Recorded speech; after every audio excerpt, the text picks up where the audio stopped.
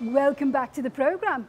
I'm Nima Abu Wardeh. Banks across the world are less willing to lend money as a result of the global economic crisis, especially to emerging markets, which is exactly where firms are looking to expand. Now, this has created opportunities for companies willing to put up the cash. I spoke to the chairman of the Falcon Group, Kamel Alzarka, that provides alternative financing, and asked him how his business works. We're global financiers. We used to provide corporate finance and trade finance for companies on emerging markets, but more and more we're providing finance to companies on what I call submerging markets in Western Europe.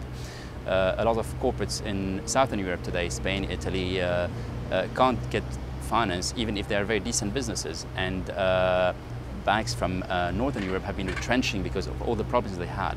There's been the phrase shadow finance that's been used when it comes to describing your business. What is your business? I really don't like the term of shadow financing. People get amalgamated and they put all things together. What we do is not shadow financing, is we provide financing to corporates to fuel their growth and their export and their jobs.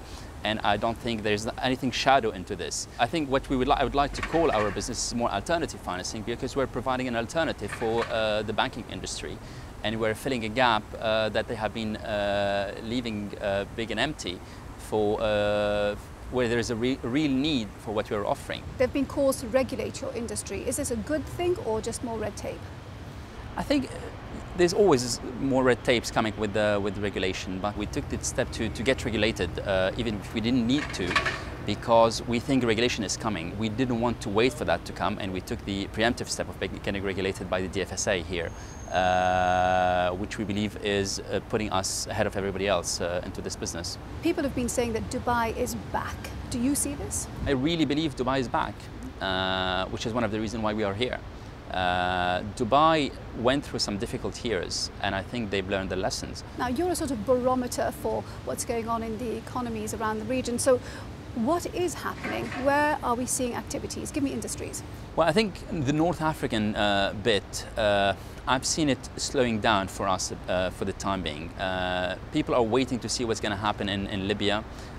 People are waiting a bit for Egypt. But I mean, the GCC market is very stable, it's very strong. From our perspective, where we are really putting a lot of money in is telecoms, is car industry.